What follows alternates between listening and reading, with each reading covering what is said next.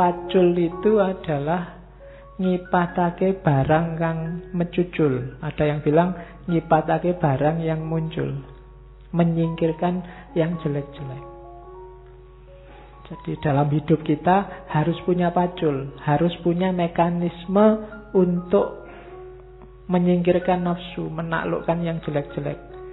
Kalau kita tidak punya pacul, hidup kita akan rusak.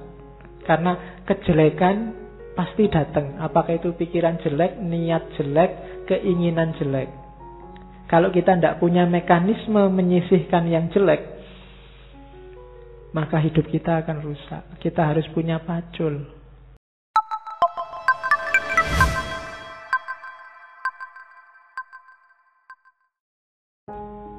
Dari Sunan Kalijaga, namanya Kidung Rumeksa ing Wengi. Kalau zaman dulu orang Jawa disuruh dibaca kalau malam. Bahasa fenomenologi agama ini sejenis mantra. Bahasa kita namanya doa. Doa tolak balak versi Jawa. Kenapa sih kok Sunan Kalijaga tidak ngasih doa-doa yang bahasa Arab? Lagi-lagi hubungannya sama audiens. Audiennya orang Jawa. Daripada diajari bahasa Arab mungkin bisa menirukan tapi tidak ngerti maksudnya. Sementara doa itu kan meminta sesuatu. Minta sesuatu ya harusnya kita paham yang diminta apa. Kan sering kita itu apal doa tapi tidak ngerti artinya. Wong doa itu minta, kita tidak jelas minta apa. Kadang-kadang doa kita apalan, sambil berdoa sambil tangannya wil-wil, sambil apa, sambil tidak jelas. Loh itu Allah yang dimintai lah, ya bingung. Kamu itu minta apa? Maka Sunan Kalijaga ngasih versi Jawanya. Namanya Kidung Rumeksa ing Wengi. Agak panjang, cuma saya potong bagian awal sama bagian akhir. Silahkan dipelajari sendiri. Cuma yang tak kasih tanda-tanda kuning itu bagian-bagian akhir. Menurut saya unik. Nama-nama nabi dan sahabat yang disebut oleh Sunan Kalijaga dengan kualifikasinya masing-masing. Ini silahkan nanti, menurut saya kidung ini bisa kamu bikin tesis atau bahkan disertasi. Coba perhatikan itu ya, kita lihat sebentar. Otakku adalah sis, Nabi Sis. Bayangkan hubungannya apa Nabi Sis sama otak. Nabi Sis ini dikenal sebagai mbahnya tradisi yang oleh Syed Hussein Nasr disebut Saintia Sakra, manusia ilmu sakral. Sis dikenal sebagai manusia bijaksana yang pertama. Nabi Sis ini anaknya Nabi Adam yang keenam. Nabi Sis ini lahir sendirian. Nabi Adam itu anak pertama, kedua, ketiga, keempat, kelima itu kembar. Nabi Sis dok yang sendirian. Setelah itu yang ketujuh dan seterusnya kembar lagi. Itu Nabi Sis. Nanti di dalam khazanah Jawa, Nabi Sis ini diceritakan beliaulah yang melahirkan orang-orang utama yang oleh tradisi kuno dikenal karena pinter, bapaknya pinter, anak-anaknya juga pinter, dikenal sebagai dewa-dewa. Itu Nabi Sis. Terus pangucapku ya Musa. Kalau ini masuk akal. Musa kan dikenal sebagai kalimullah, teman ngobrolnya Allah. Maka kata-kataku ini kayak Musa. Nafasku Nabi Isa. Ini masuk akal juga kan, Nabi Isa itu ruhullah. Tidak, Maryam melahirkan Isa tidak pakai suami, jadi langsung ruh Allah ditiupkan. Maka Nabi Isa dikenal sebagai ruhullah. Nabi Yakub pamiarsaning wang. Nabi Yakub pendengar Nabi Daud jadi suara. Kalau Nabi Daud jelas dikenal suaranya indah.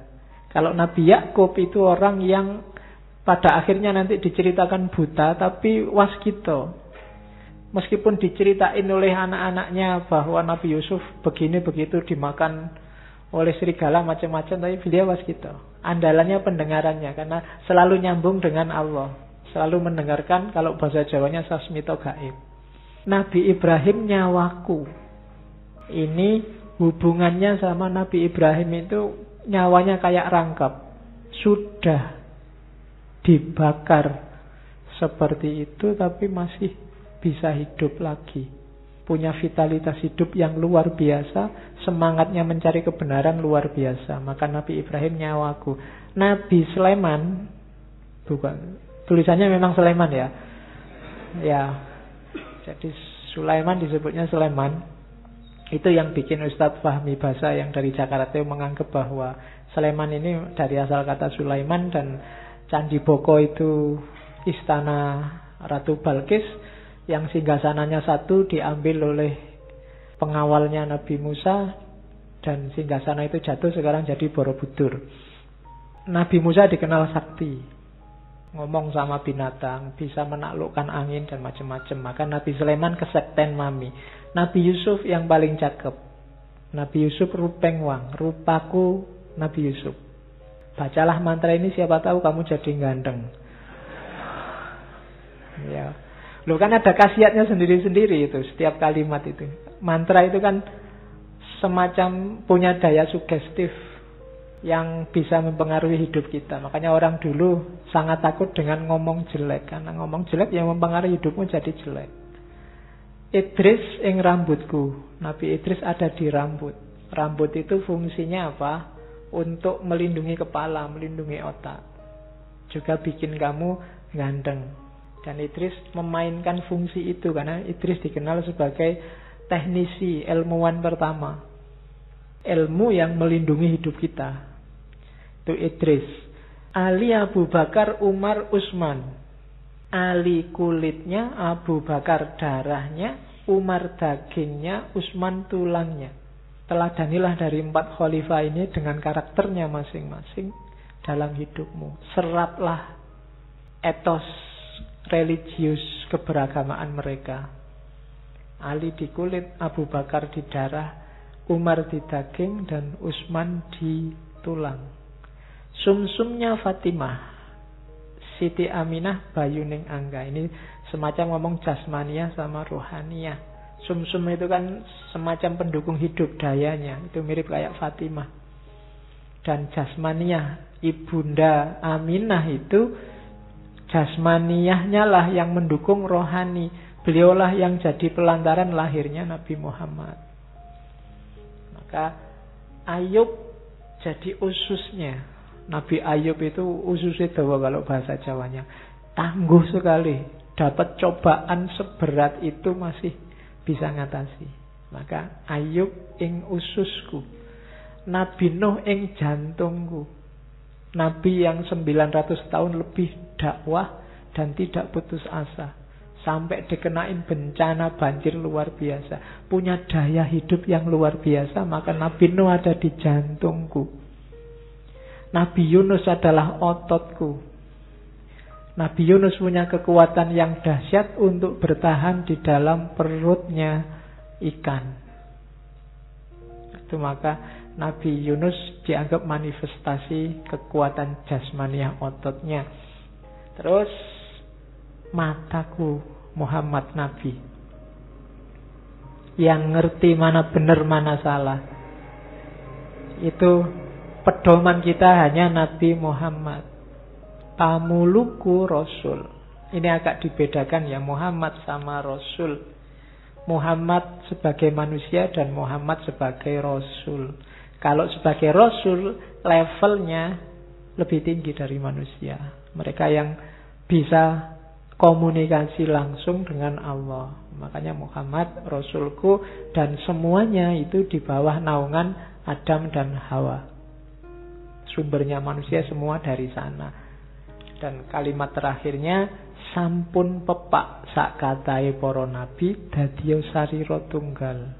Hidup kita, seraplah semua energi, semua kekuatan dari para nabi, para sahabat tadi, sehingga utuh dadiya sarira tunggal. Teladani mereka semua secara fisik, dan semangat energinya masukkan ke rohanimu.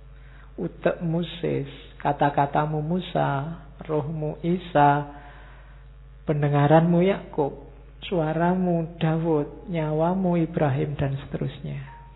Itu kalimat-kalimat dari Kidung Rumeksa ing Wengi.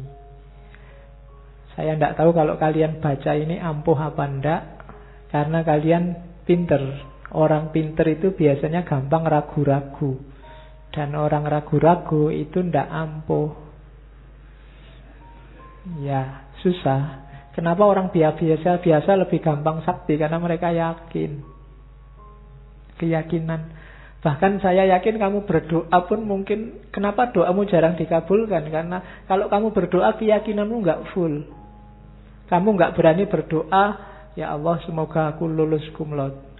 Apa ya bisa ya sekarang IPK sekian. Ya kan? Kamu ndak pernah percaya 100% sama Allah. Ya Allah datangnya sesuai level keimananmu. Ya Allah semoga dapat istri yang cantik. Bisa ora ya aku wajahku cuma kayak gini aja ndak bisa. Ya kan? Ndak 100% kamu yakinnya pada Allah. Kadang-kadang kamu berdoa, ya Allah rezeki yang lancar, istri yang cantik, kemudian hidup yang apa ya mungkin itu kabul. Kamu kan agak gimana? Ya percaya sih Allah bisa mengabulkan, tapi keyakinanmu ndak full. Ya Allah datangnya ya sejauh yang kamu yakini. Kan Allah itu sudah terang-terangan bilang, ana inda dzanni abdi. Kamu nganggapnya aku bisa 100%, ya datang 100%. Kalau kamu masih setengah-setengah, ya enggak. Setengah-setengah. Oke. Ya Allah, semoga dapat istri sampai 4. Ketok susah ya. Ya sudah susah memang. Kamu sendiri nganggapnya susah kok. Ya Allah enggak akan datang. Ya kan? Oke. Kalau kamu mantap yakin besok mesti istrinya 4. Nanti paling Allah jawabnya lah kok enak. Oke. Terus ini syair yang paling terkenal lagi dari Sunan Kalijogo, Lir Ilir.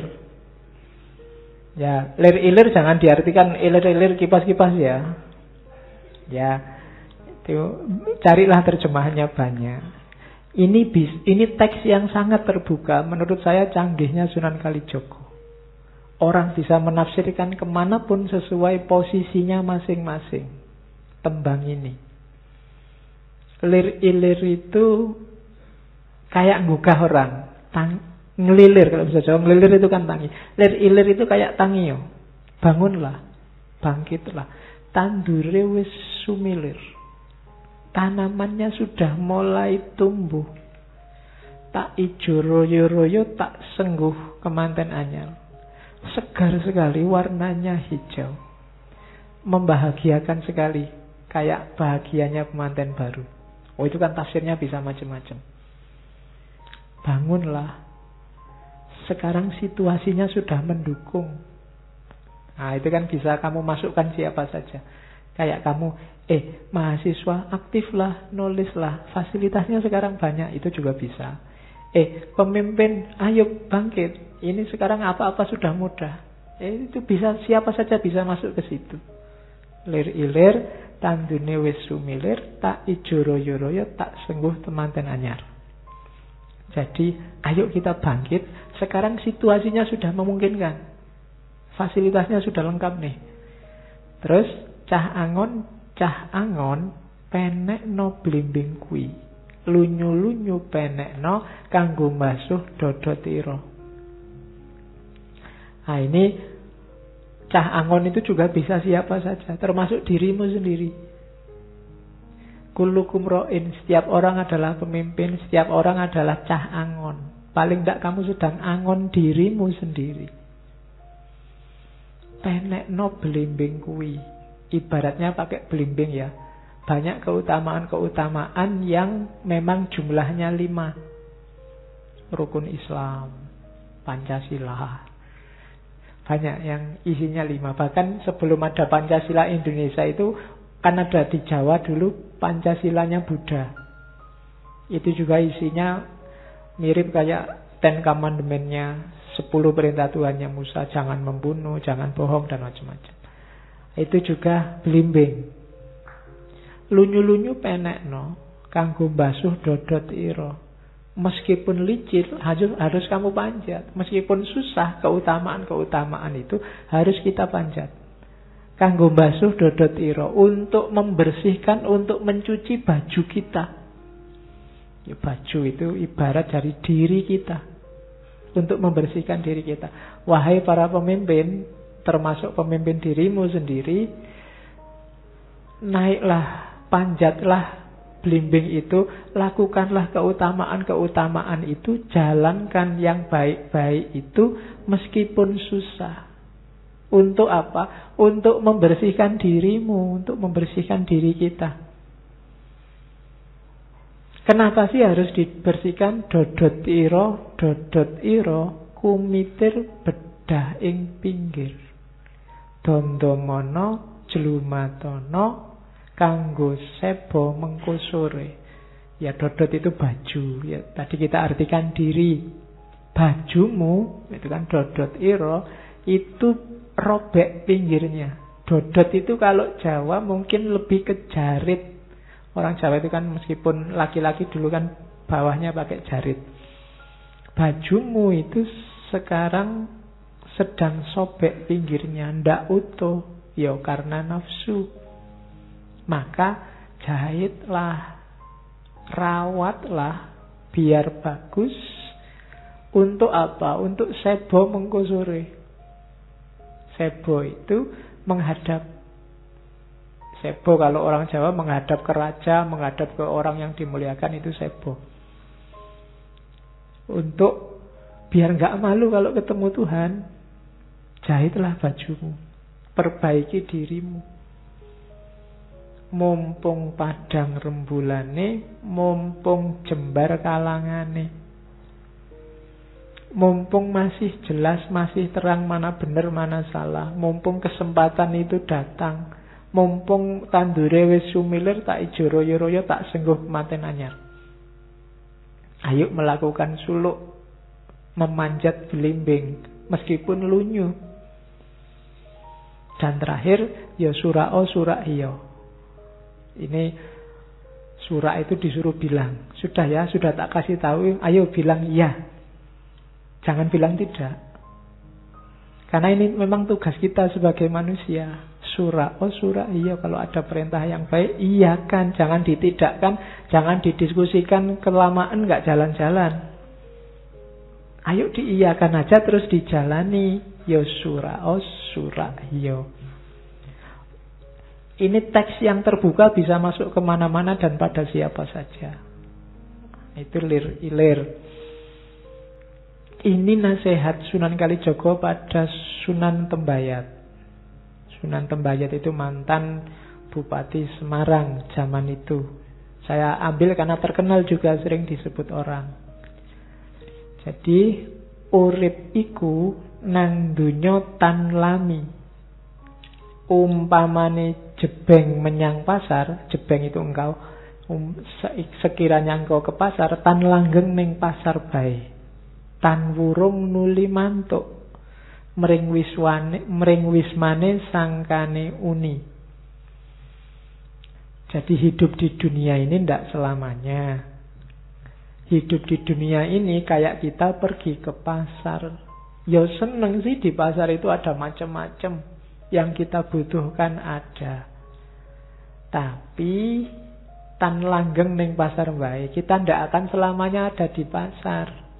Emangnya ngapain kita di pasar terus? Wong pasar itu ada masanya. Pasti akan pulang. Pulangnya kemana? Mring wiswane sangkaning uning. Ke rumahnya asalnya dulu. Jadi hidup di dunia ini kayak orang ke pasar. Ibu pergi ke pasar. Nah itu kan pasti pulang. Kecuali ibunya jalan-jalan dulu. Tapi lama-lama juga pasti pulang. Ya kecuali minggat. Itu kan wong ngeyel, kamu kan selalu begitu. Oke, jadi pasti kembali ke rumah. Kita pasti akan kembali ke asal. Itu nanti ajarannya kan namanya sangkan paraning dumadi. Kita asalnya dari mana akan kembali ke situ. Dan Al-Quran menyebutnya tegas. Asalnya dari Allah, kembali ke Allah. Innalillahi wa inna ilaihi roji'un. Makanya kalimat selanjutnya, Jangan meragukan asal usulmu. Nanti semua orang akan tahu kalau asalnya dari rumah yang dulu. Kamu nggak usah ragu-ragu. Kalau sudah dibilangi ilaihi roji'un, pasti nanti kembali ke Allah kok. Sebelum keliru, yakini sekarang daripada terlambat. Semua kita akan kembali ke rumah yang dulu. Jangan sampai tersesat. Apalagi jika tersesat dalam hidup sesudah mati. Kenapa? Sia-sia jika hidup harus tersesat tanpa jiwa, pergi kemana-mana seperti mega terbawa angin. Oh, kalau bahasa Jawa bukan mega ya, mego. Kalau mega, bayanganmu Megawati nanti. Seperti mega terbawa angin, orang bayangke ya Bu, mega terbawa angin. Akhirnya jadi hujan. Jadi hidup kita ini jangan ngawur. Kalau ngawur nanti sia-sia. Kadang-kadang mungkin kita terbang, naik ke atas. Kita jaya, kita sukses luar biasa. Akhirnya ya jadi hujan, akan kembali lagi. Jadi ingat, apapun peristiwanya tetap ilaihi roji'un. Dan jiwa tidak akan mati, tidak finish setelah kita mati. Karena jiwa tidak akan mati, kekal abadi dunia akhirat. Jadi awas keliru, jangan tersesat oleh kejayaan, oleh kesuksesan. Setinggi apapun kamu naik, akan kembali lagi. Ibaratnya air menguap jadi mendung, akhirnya hujan, ya kembali lagi ke laut. Apapun yang terjadi, entah kapan, mungkin masih lewat sungai-sungai kecil dulu, lewat got-got dulu, akhirnya tetap nanti ke laut. Jadi hidup di dunia itu tidak lama. Jangan sampai sesat. Ingat-ingatlah rumah asalmu, biar kamu bisa pulang. Kalau kamu nggak bisa pulang, kamu bingung nyari rumah, ya kamu pusing sendiri, tersesat, nanti lama pulangnya. Nah, itu nasihatnya pada Sunan Tembayat. Ini perumpamaan. Sama kayak Amzafan Suri kemarin. Karena kemarin saya ngangkat perumpamaan, kita juga ngangkat perumpamaan dari Sunan Kalijogo. Ada banyak. Malam ini saya bawa 2. Saya bawa cangkul sama luku. Alat untuk membajak. Ya, bajak sawah bukan bajak laut. Nanti bajak laut. Beda. Mungkin bisa membayangkan ya alat bajak itu yang bentuknya, yang tani mesti ngerti lah. Ya, ada cekelan, ada pancatan, ada tandingnya, ada singkalnya, ada kajennya, ada olang-alingnya, itu ada racuknya. Singkal lukunya tidak luar biasa. Istilah-istilah yang dipakai oleh Sunan Kalijogo yang luar biasa. Bayangkan menjelaskan pasar menjelaskan hidup pakai pasar. Itu orang awam cepat menangkapnya. Dibandingkan kamu pakai teori-teori yang jelimet. Ini juga menjelaskan hidup pakai luku. Luku itu, yang bajak itu ada cekelan. Cekelan itu maksudnya pedoman. Kalau bajak bagian atas itu yang dipegangi Pak Taninya itu cekelan namanya. Setelah cekelan ada pancatan. Pancatan itu tempatnya Pak kaki. Telapak kaki nangkring itu pancatan namanya. Terus tanding. Tanding itu pasaknya yang diikat di bagian masuknya singkalnya, itu namanya tanding. Terus ada singkal. Singkal itu yang bagian balik tanah dari, nah itu namanya singkal. Yang bikin binatangnya agak seret itu kan singkalnya, karena dia harus balik tanah. Terus ada kajen. Kajen itu mata singkal. Mata singkal itu yang tajam, yang itu namanya kajen. Terus ada olang-aling yang panjang itu. Terus ada racuk. Racuk itu biasanya yang nanti ujungnya di gegernya binatangnya, modelnya melengkung ke atas gini. Ya punggung ya, geger. Jadi itu namanya racuk. Cekelan itu pedoman yang jelas. Kalau pancatan itu tumpuan, amalan. Jadi cekelan itu simbol dari pedoman. Hidup itu butuh pedoman. Setelah punya pedoman, pancatan diamalkan. Jangan didiemin aja. Ilmumu banyak, bagus-bagus, amalkan. Kalau tidak begitu, tidak ada gunanya.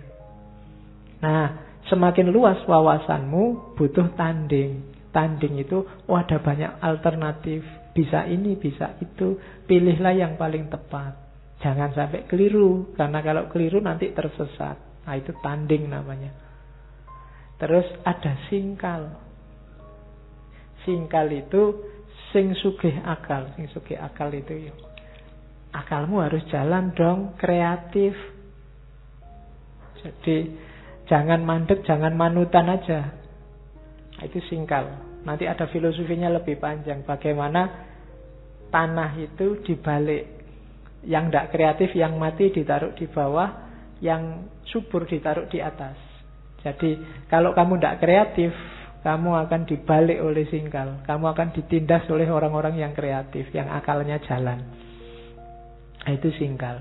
Terus ada kajen. Kajen itu dari kata kasawijen. Jadi fokus. Biar singkal, tanding, pancatan, cekelan efektif, harus fokus. Kalau nggak fokus nanti nggarap sawahnya orang lain. Yo. Sukanya nyeramai orang, dia sendiri rusak. Tidak bisa, harus kajen, harus fokus, bersatunya pikiran, perbuatan, dan cita-cita. Jangan lupa ada olang-aling. Dalam hidup itu banyak penghalang. Karena itu, pada akhirnya semuanya adalah racuk. Racuk itu mengarah ke pucuk. Itu mungkin yang dipakai jargon oleh teh itu. Mengarah ke pucuk. Kamu saingi bikin teh mereknya racuk. Mengarah ke pucuk. Maksudnya apa? Orientasi dari semua yang kita lakukan itu tetap harus ilaihi roji'un, kepada Allah, ngarah ke puncak. Nah, itu lugu. Itu kalau ndak orang cerdas luar biasa susah bikin analogi. Ndak cuma memaknai tapi bikin sealat-alatnya. Nah, itu Sunan Kalijogo. Saya bawa juga cangkul. Cangkul itu kan komponennya 3. Paculnya, bawaknya, sama dorannya. Pacul itu yang tajamnya itu yang dipakai macul. Bawak itu lingkarannya yang nanti dipakai nancepnya tiang, nyangkepnya pegangannya itu. Terus doran itu pegangannya itu. Itu juga istilahnya istilah filosofis. Pacul itu adalah ngipatake barang kang mecucul. Ada yang bilang ngipatake barang yang muncul, menyingkirkan yang jelek-jelek. Jadi dalam hidup kita harus punya pacul, harus punya mekanisme untuk menyingkirkan nafsu, menaklukkan yang jelek-jelek. Kalau kita tidak punya pacul, hidup kita akan rusak. Karena kejelekan pasti datang. Apakah itu pikiran jelek, niat jelek, keinginan jelek. Kalau kita tidak punya mekanisme menyisihkan yang jelek, maka hidup kita akan rusak. Kita harus punya pacul. Nah, untuk bisa sukses, kita tidak boleh males. Maka perlu bawa. Bawa itu obaing awak. Berusaha, jangan diam saja. Untuk menyingkirkan yang jelek-jelek. Nah, selain kamu harus gerak, kita juga butuh doran. Doran itu singkatan dari ndonga marang pangeran. Kita gerak sih, usaha tapi jangan lupa Allah yang bisa intervensi sukses atau tidaknya, maka berdoalah. Jadi singkirkan yang jelek-jelek, berusahalah dan berdoalah. Lahirnya pacul. Susah ya, meskipun kalau kamu lihat pacul kan bayanganmu nggak ke sana. Padahal maunya Sunan Kalijogo ada filosofi di balik itu. Itu yang saya sebut tadi. Semakin tinggi wawasanmu, sekarang ada makna baru. Kalau dulu pacul, ya pacul aja. Tapi sekarang ada konotasi baru terhadap pacul. Oke, itu yang ketika Sunan Kalijaga dikritik oleh wali yang lain tentang gayanya ini, dia bilang tenang aja, nanti lama-lama yang pinter-pinter akan bisa mengungkap rahasia kebenarannya. Sementara ini ya orang masih susah, wong baru kenal Islam, disuruh pikir dalam-dalam ya susah. Nanti tambah lama banyak orang pinter, semua ini akan terungkap sendiri.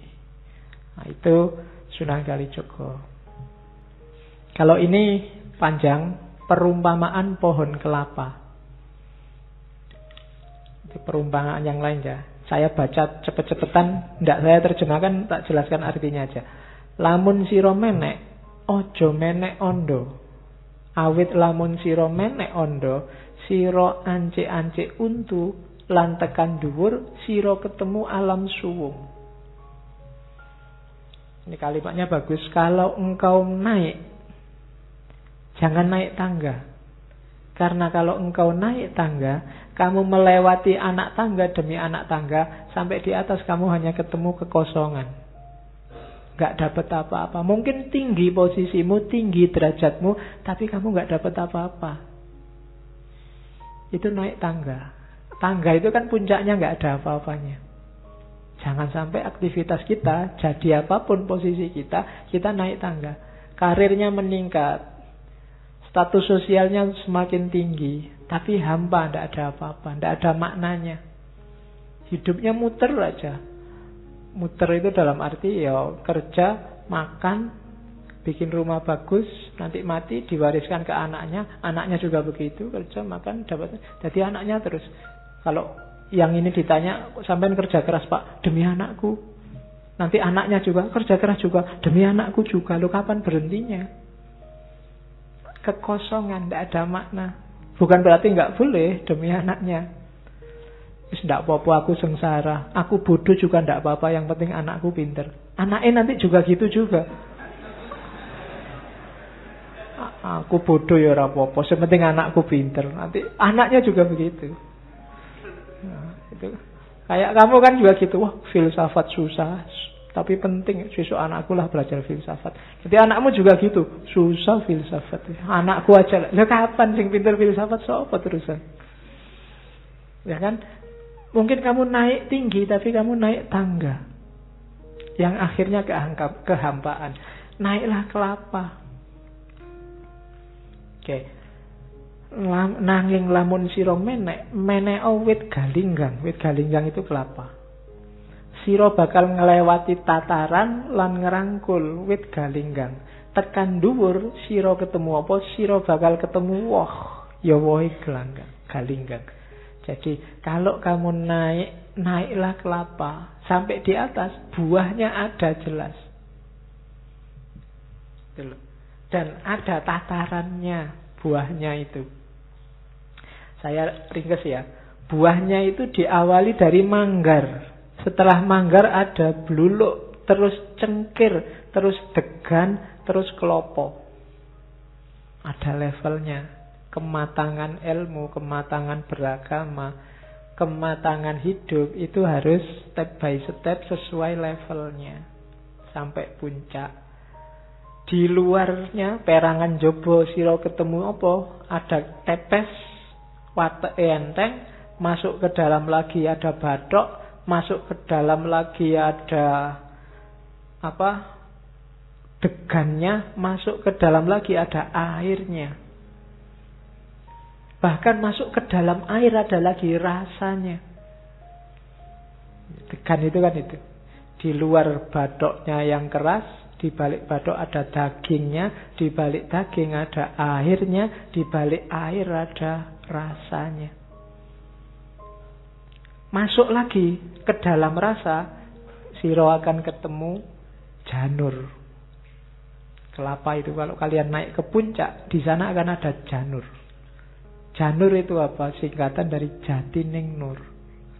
Cahaya yang sejati, dan itulah Nur Muhammad.